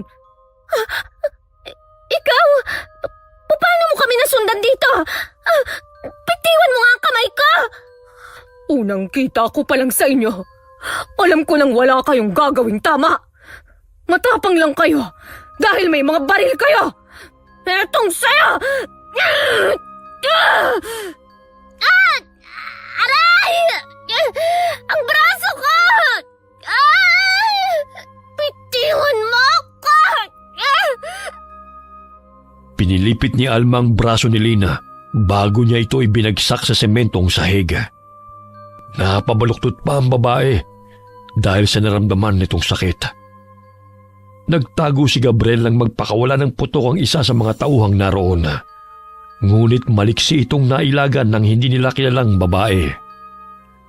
Nanilisik ang mga mata nito at tila ba'y galit na natuon ang pansin sa taong nagpapaputok. Gusto mo bang maramdaman kung gaano kasakit ang matamaan ng bala? Ngayon, itutok mo sa iyong ulo at kalabitin ang gatilyo. Bakit sinusunod niya ang sinasabi ng babae? Parang hindi niya makontrol ang kanyang kamay. Sino kaya ang babaeng yon? Bakit siya nandito? Pero hindi bale, siya na siguro magliligtas sa amin. Demonyo! Kampung ka ng demonyo! Pakiusap, huwag mong gawin sa akin to! Ayoko pang mamatay! At sino ang gusto mong mamatay? Ako! Ilang sandali pa'y kinalabit ng lalaki ang gatilyo at nabutas ang sintido nito na siya mismo ang may kagagawan. Nabaling ang pansin ni Alma sa binatilyo at nilapitan niya ito. Napansin niya ang malapad na nunal sa leeg ni Gabriela, kaya't napagtanto niyang yun na ang kanyang anak. Ang laki-laki mo na, anak. Parang pinagbiyak na bunga kayo ng Tatay Pablo mo. Ano pong ibig mong sabihin? Pakiusap, huwag mo akong patayin. Hindi ako masama katulad nila. Utusan lang nila ako rito at sinasaktan sa tuwing hindi ko nagagawa ang kanilang pinag-uutos. Hindi kita papatayin. Itatakas kita rito. Manang, itakas na rin natin ang mga bihag. Marami silang dinukot para pagkakakitaan. Bago tayo tumakas, kailangan nating iligpit ang masasamang tao na yan. Sa gayon, ay malaya tayong makakaalis sa lugar na ito. Pilit na inaabot ni Linang barila na bitiwan ito na naroon sa sahega. Ngunit naunahan siya ni Gabriel na kunin yun at inapakan ng kamay nito. Aray! Gabriel! Walang yakang bata ka! Bitiwan mo ang kamay ko! Aray! Ang buto ko! Ang salbahe ninyo! Sinira niyo kinabukasan namin dahil sa kagustuhan niyong magkapera na hindi niyo pinaghirapan. Mga wala kayong puso. Dapat kayong ilibing sa hukay. Hindi ang mga inosenteng bata at kababaihan na namamatay dahil sa kasamaan niyo. Ikaw ang papatayin ko! Makawala lang ako! Anong sinabi mo, ha?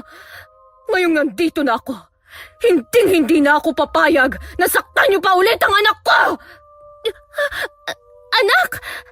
Anak mo si Gabriel? Malakas ang pakiramdam kong siya ang batang iniwan ko sa bahay ampunan. 15 taon nang nakalilipas. Minsan ko na siyang iniligtas sa mga taong gustong pumatay sa amin. Sa pag-aakalang magiging ligtas siya kapag nakalayo na kami sa kuta ng mga aswang. Ngunit, wala kayong pinagkaiba sa mga masasamang aswang. Kaya't ang dapat sa inyo ay parusahan. Anong nangyayari sa mukha mo? Bakit biglang nangitim yung mga mata mo? At tinutubuan ng ugat ang iyong balat? Laking pasasalamat ko sa inyo kung bakit natuntun ko ang aking anak. Dahil may silbi rin kahit papano ang kawalang hiyaan ng kasama mo. Tama si Larry. Isa kang mangkukulam. Aswang! Oh, bakit parang takot na takot ka na ngayon? Kanina lang ang lakas ng loob mong manakit sa batang ito. Gusto mo bang halukayin ko ang laman mo bago patayin? Tumakbo si Gabriel palayo kay Alma na nooy nagpalit na ng anyo bilang aswang. Sinakal nito ang babae at binitin at tinabay papel lamang ito. Lumakas ang pag-ihip ng hangin na siyang dumagdag sa takot ng mga tao sa loob ng gusaling yun. Hindi ako makahinga. Bitiwan mo ako. Sa bawat daing mo'y mas nananaigang kagustuhan kong patayin ka sapagkat nararamdaman ko ang enerhiya ng mga kaluluwang pinatay niyo na humihingi ng hustisya. Mga wala kayong awa, kaya't hindi rin kayo dapat nakaawaan. Bitiwan mo ako. Dahil sa galit ng isang babaeng nandoon kinuha nito ang pala kay Gabriel at umiiyak na pinaghahampas ang ulo ni Lina habang sinasakal ito ni Alma. Hindi ito tumitigil hanggang di nito nababasag ang bungo ng babae. Binitiwan ni Alma ang lupaypay na katawan ni Lin na duguan at tuluyan nang nawalan ng buhay. Hindi nga siya namatay agad sa sakal ng ale. Ngunit, namatay naman ito sa tibay ng pala. Ayos ka lang ba riyan, anak? Opo, manang. Huwag kayong matakot sa akin dahil hindi ko kayo sasaktan. Ang mga walang hiyang taong ito ang gusto kong pahirapan. Inutok ng 2 tauhan ang baril kay Alma, ngunit laking pagtataka ng mga ito na hindi ito pumutok. Nilapitan sila ng babae na nooy galit na nakatingin sa kanila. Gusto nilang tumakbo palayo, ngunit tila namanhid ang mga katawan nila. Nilapitan sila ni Alma. Gamit ang mahaba nitong kuko, ay binutas niya ang tiyan ng mga ito at hinalukay ang laman loob. Hindi siya normal na tao. Aswang nga ba siya? O sinaniban ng mga inilibing namin? Wala kayong karapatan na mabuhay kung mananakit at mga alipin lamang kayo ng mga bata. Ang lakas niya, ang dali niyang napatay ang mga kalaban. Mabuti na lang at dumating siya. Kung hindi wala na talagang pag-asa na makaalis pa kami rito. Kahit na anong gawin ni Vincent sa sasakyan, ay hindi pa rin ito umaandar. Nagsisisigaw sila ni Larry sa loob ng kotse nang biglang gumalaw ito na tila niyuyugyoga.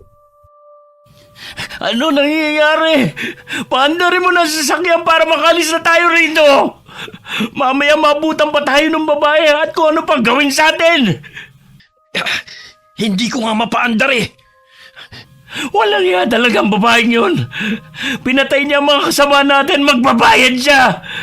Larry, paano tayo makakaalis dito? Papalipit na siya. Mukhang tayo naman ang isusunod niya. Maging sila ay pinatay ng demonyong yan. Sinong demonyo? Di ba mas masahol pa kayo kaysa sa akin? Bakit bigla ka nalang sumusulpot? Saan ka na naman duwan? Oh, bakit natatakot ka? Kanina kung kutsain at duraan mo ko, parang ang tapang mo. Ikaw palang may kasalanan kung bakit nandito ang bruhang yan, Larry. Hoy, babae! Kung galit ka kay Larry, siya na lang ang patayin mo. Hindi naman kita inaano eh. Tanga! Wala akong kasalanan sa kanya. Siya nga itong parang-arang sa daan eh. Buti nga hindi ko pa siya sinagasaan. Kahit nahihirapan ka na, hindi pa rin nagbabago ang ugali mo. Garapal pa rin! Patayin mo na lang ako. Walang iya ka. Aray! Ang sakit na tiyan ko.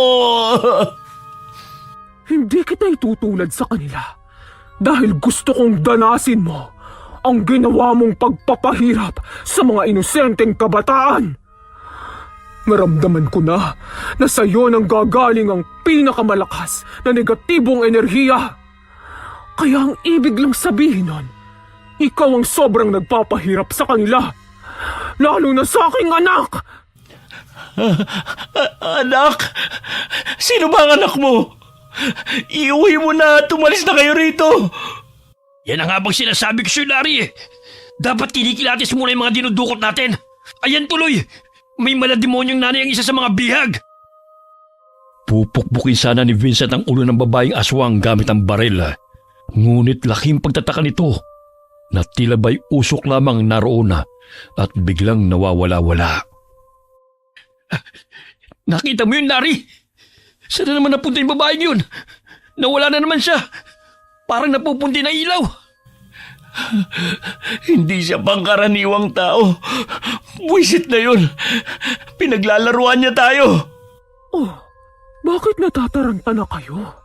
Alam nyo bang kayo na lang ang natitirang dalawa?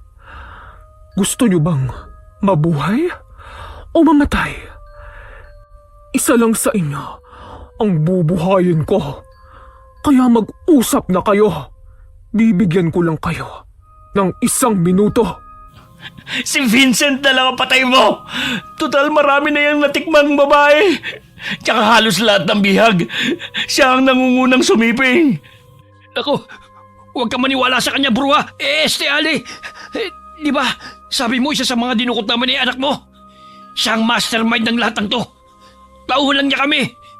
Sumusunod lang kami sa mga pinag-uutos niya. Tarantado ka! Ikaw nga tong may ideya sa pandudukot eh! Ilalaglag mo pa ako! Para kayong mga bata na nagtuturuan. Samantalang pareho lang naman kayong mga sakim at walang kasing sama. Alam nyo, pareho ko na lang kayong papatayin. Yun nga lang, pahihirapan ko muna ang isa at ang isa naman ay papatayin ko ngayon din. Tarantado ka pala eh! Magpakita ka para makuha mo ang hinahanap mo! Huwag kang magtago sa anino, hangin man yan! Ikaw ang duwag! Malakas na binatukan ni Alma si Larry. Dahilan na mabukulan ito nang tumama sa pintuan ng kotse ang kanyang ulo. Namumuro ka na talaga sa akin ha! Magpakita ka! Hindi yung gumagamit ka ng kapangyarihan mo! Huwag mo siyang galitin. Nakita mo naman siguro yung ginawa niya sa mga kasamahan natin. Utuin mo na lang siya. Baka magustuhan ka pa niya kung maglalambing ka. Ulol! Tumahimik ka nga! Huminto ang paggalaw ng sasakyan. Kaya't muling pinaandar ito ni Vincent. Natawa pa ito nang umandar ang sasakyan. Sa wakas ay makakatakas na sila ni Larry. Ngunit laking gulat nila nang makita sa salamin ang mga kasamahan nilang bangkay na naliligo sa sariling dugo. Lynn! Ron! Norman! Bakit kayo nandito? Huwag niyo sabihin na pati kayo nagbumulto! Hindi kami pumatay sa inyo! Saan kayo pupunta? Akala ko ba sama-sama tayong lahat? Bakit kayo tatakas ng kayo lang? Umalis kayo rito! Patay na kayo! Hayaan niyo na kami makaalis! Mga traitor! Ano bang nangyayari sa atin? Bakit bigla lang tayong minumulto ng mga kasamahan natin? Hoy, mga animal! Hindi tayo magkakalaban dito! Kundi ang buruang babaeng dapat nating patayin! Nagulat si Vincent nang makita sa salamin na butas ang noo nito at dumadaloy ang dugo sa kanyang noo. Namilog ang kanyang mga mata nang mapansin ang katawan na nakahiga sa driver's seat na walang buhay. Nagulat din ang mga mata ni Larry nang makita ang replika ng kaibigan sa salamin. Nagpalipat-lipat din ang paningin nito sa walang buhay na si Vincent. Ibig sabihin, patay ka na rin, Tol. Pero paano nangyari yun? Patay? Naku, hindi pwede. Hindi ito totoo. Panaginip lang to. Sumagi sa alaala ni Larry nang akmang pupukpukin ni Vincent ng babaeng aswang gamit ang barel, ay may narinig siyang putok at nakitang may tumama sa noo ng kaibigan. Muling nabaling ang kanyang paningin sa salamin. Tanging siya na lamang ang nasa kotse at naging guni-guni na lamang niya ang mga kasamahang nakakausap. Patay na rin si Vincent? Aray! Kailangan ko maabot ang manibela dahil mahuhulog ako sa bangin. Hindi maaari ito. Magpasalamat ka sa akin dahil ikaw ang pinili kong mabuhay kaysa sa kaibigan mong yan. Paano ka nakapasok na naman? Lumayas ka rito! Layas! Sinabi na ng mga inosenteng kabataan sa akin ang tungkol sa pagpapahirap mo sa kanila. Kaya magturusa ka! Umalingaw-ngaw ang mga boses ng kanyang mga kasamahan na siyang sinisisi sa pagkamatay ng mga ito. Pinipilig-pilig nito ang ulo dahil tila mabibingi sa mga sigaw ng mga kasamahan. Tumahimik na nga kayo! Hindi ko kasalanan kung bakit namatay kayo. Yung babaeng aswang, mangkukulam o ano man, siyang sisihin nyo, hindi ako! Mga walang iya kayo, umalis na nga kayo rito! Alis! Bumangga ang kotse sa malaking puno bago nagpagulong-gulong pababa ng bangin. Biglang nawala si Alma sa loob ng kotse, kaya tanging ang sigaw na lamang ni Larry ang umaalingaw-ngaw sa kadiliman ng gabi. Bumagsak ang sasakyan sa batuhan, ngunit nanatiling buhay si Larry.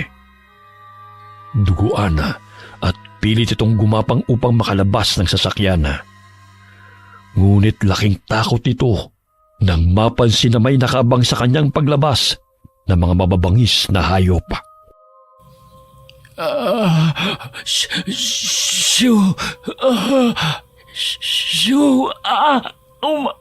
Umalis na kayo rito. Hindi ako pagkain. Hindi ako pagkain.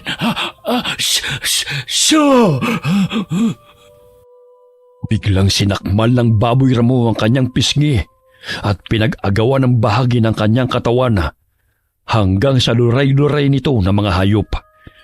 Ramdam ni Larry ang bawat pagbaon ng matatalim ng ngipin sa kanyang laman hanggang sa mawalan siya ng buhay.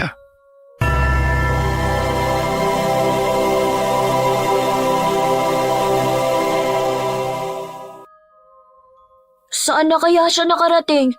Ayun! May sumabog! Hindi kaya kotse na niya yon? Nahulog siya sa bangin at pinagpiestahan ng mga mababangis na hayop ang kanyang katawan. Paano niyo po nagawang labanan sila? Gayong ang dami nila at may mga baril pa. Bago ko sagutin ang iyong katanungan, Gabriel, iyon ang pangalan mo, hindi ba? Opo. Gabriel, anak, gusto kong magpakilala sa'yo. Ako si Alma. Ako ang nanay mo. Hindi lahat ay maipapaliwanag ng siyensya. Nagmula ako sa angka ng mga aliping aswang na inalila at inaalipusta. Kagaya niyo, pinagmalupitan din ako. Kaya ito ang nangyari sa aking mukha at katawan. Ang mga markang ito ang siyang sanhi ng pagdurusa sa kamay ng masasamang aswang na siyang nagpahirap sa akin. Ngunit ang lahat ng kasamaan ay may hangganan. Gabriel, anak ko, bumalik ako rito dahil alam kong kailangan mo ang tulong ko. Totoo po bang kayo ang nanay ko? Paano mo masasabi yun? Kung ikaw nga ang nanay ko, bakit mo ko iniwan? Alam mo bang Matagal akong naghihintay sa pagbabalik mo.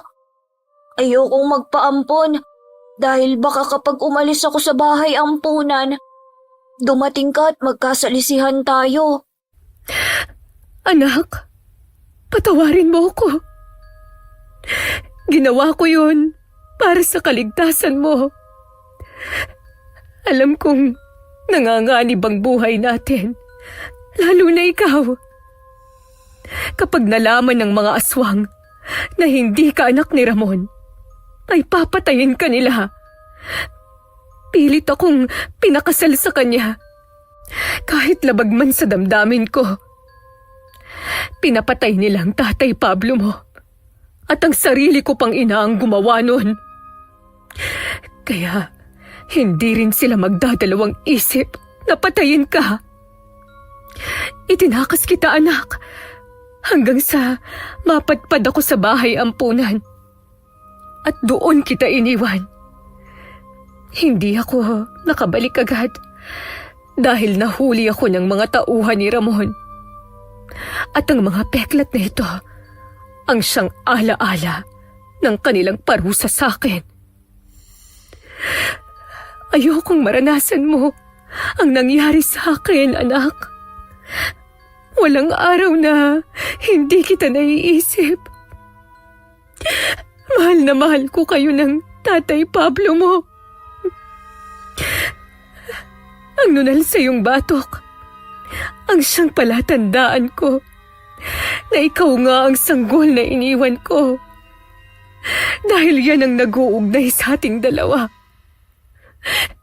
Mula pa nang isilang kita, sa tuwing masama ang pakiramdam mo, kumikirot din ang nunal ko sa likod. Kaya kita natunton ay dahil lumakas ang iyong enerhiya ngayong kabilugan ng buwan. Magiging aswang rin ba ako katulad ninyo? Anak, nanggaling man ako sa angkan ng mga aswang. Ngunit hindi ako kumakain at humihigop ng laman at dugo ng tao. Maaari kang mamuhay bilang isang normal na tao. Lumaki kang normal, kaya yun ka hanggang sa iyong pagtanda. Nagpapasalamat ako sa matandang babae na kumupkup sa iyo. Dahil sa kanya, nabuhay ka. Pero bakit ka napunta sa mga masasamang tao na yun? Inampun ako ni Sir Gustavo. Pero sila rin pamangkin po niya. Nang mamatay si Sir Gustavo, inangkin niya lahat ng pera na sana pampaaral ko. Hanggang sa naging miyembro siya ng sindikato. Sinasaktan niya ako sa tuwing hindi ko nagagawa ang pinag-uutos niya. Labag man sa damdamin ko ang ilibing ang mga bangkay na pinatay nila. Wala akong magawa dahil papatayin din nila ako. Kay lupit nila sa amin. Sa tuwing nagkakamali ako, binubugbog nila ako at hindi pinapakain. Gusto kong itakas ang mga dinukot nila. Pero hindi ko po sila kayang iligtas. Dahil maging ang sarili ko hindi ko kayang ipagtanggol. Tahan na, anak. Nandito na si nanay. Magsisimula tayo ng bagong buhay. Pupunan ko ang lahat ng pagkukulang ko sa'yo. Mahal na mahal kita, Gabriel. Araw-araw kong pinagdarasal na makasama at mayakap kitang muli. Ito ang lampin mo noong sanggol ka pa. Dala-dala ko ito dahil sa pamamagitan nito nakakasama kita kahit papaano. Hindi na tayo magkakalayong muli. Umiiyak na niyakap ni Alma ang anak. Humagulgol din si Gabriela dahil sa tagal ng kanyang paghihintay ay binalikan din siya ng kanyang ina. Lingid sa kaalaman ni Larry ay gumamit ng mahikang itim si Alma upang linlangin ang kanilang paningin na siyang nagdulot ng takot upang matalo sila ng misteryosong babae. Makakalaya na rin kami sa pagmamulupit nila sa amin. Mahigit 5 buwan rin kaming nandito. Bawat araw ay tila ba'y pinaparusahan ang mga bihag na binibenta nila sa kanilang mga kliyente. Kahit mga musmus pa hindi nila pinapalampas kapalit ng salapi. Wala na sila, anak. Magiging maayos na rin ang lahat. Ang mga batang narito ay makakauwi na rin sa kani-kanilang bahay.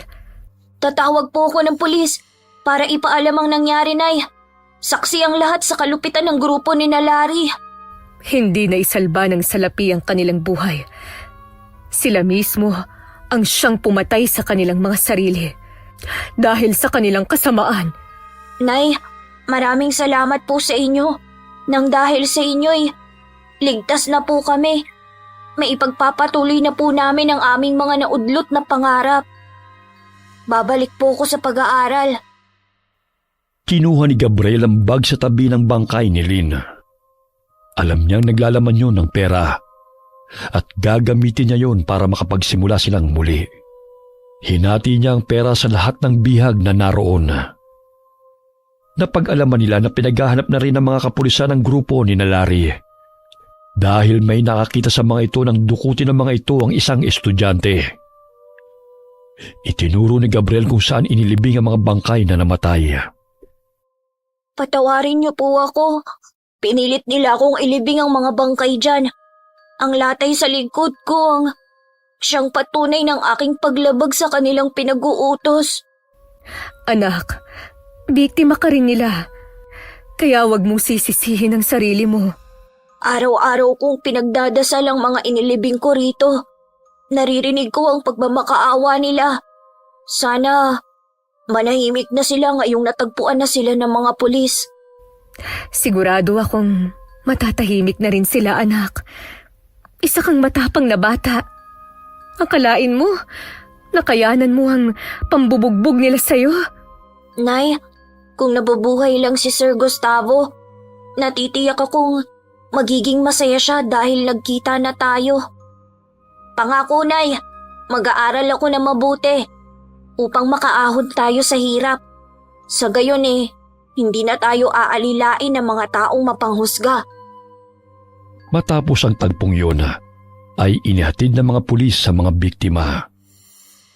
May bagong naninirahan na rin sa bahay ni Ginoong Gustavo dahil ibinenta na yun ni Larry na sana'y mapupunta yun kay Gabriela. Hinanap nila si Aling Mameng na siyang tumayong ina ng binatilyo habang wala si Alma. Parang malapit lang sa palengke na ninirahan si Aling Mameng. Gusto ko po siyang makita, Nay, dahil alam kong nag-aalala na rin yun sa akin. O sige, anak, hahanapin natin siya sapagkat gusto ko ring magpasalamat sa kanya sa pagmamahal at pag-aalaga niya sa'yo. Siya po ang nagtatanggol sa akin sa tuwing sinasaktan at binubulyawan ako noon ni Larry. Hindi po niya ako pinabayaan, Nay. Mahal ka niya dahil napakabait mong bata. Alam mo ba, anak, parang nabuhay lang ang Tatay Pablo mo. Kamukhang kamukha mo kasi siya. Natigil ang kanilang pag-uusap nang tawagin ng matandang babae si Gabriela. Umiiyak ito ng niyakap ng mahigpit ng binatilyo. Aling Mameng, mabuti at nandito lang pala kayo. Kanina ka pa po namin hinahanap. Magandang araw ho sa inyo. Siya nga po pala, si Nanay Alma po, ang tunay kong ina. Natutuwa ang matanda dahil sa wakas ay nagkita na rin ng mag-ina. May malit na tindahan ng gulay at prutas si Aling Mameng sa palengke. Kumuha rin ng pwesto si Gabriel upang makapagsimula silang mag-ina gamit ang nakuha niyang pera. Nagpatuloy siya sa pag-aaral sa high school hanggang sa makapagkolehiyo at nakapagtapos bilang isang ganap na engineer. Hindi niya ikinahihiya na kahit nag-aaral man siya ay nagtitinda siya sa palengke at naging kargador matustusan lamang ang kanyang pag-aaral. Halos walang pagsidla ng tuwa si Aling Maming at Aling Alma nang umakyat sa entablado si Gabriela at nakatanggap ng parangal bilang huwarang estudyante. Ipinagmamalaki kita, anak. Ang tunay na katapangan ay ang pagharap sa hamon ng buhay. Hindi ka sumuko, kahit ang dami mo ng pinagdaanan. Hindi ko po sasayangin ang oportunidad na ibinigay sa akin ng mga taong naniwala sa akin. Si Sir Gustavo po ang siyang nagmulat sa akin na hindi hadlang ang kahirapan upang maabot ang pangarap. Matapos ang parangal, ay binisita nila ang puntod ni Ginoong Gustavo. Mangyak-ngyak si Gabriel na ikinukwento ang lahat ng pinagdaanan niya at iprinesenta ang kanyang mga medalya at ipinakilala sa Ginoo ang kanyang ina na nagmula sa angkana ng mga aswang. Wakas. Dito ka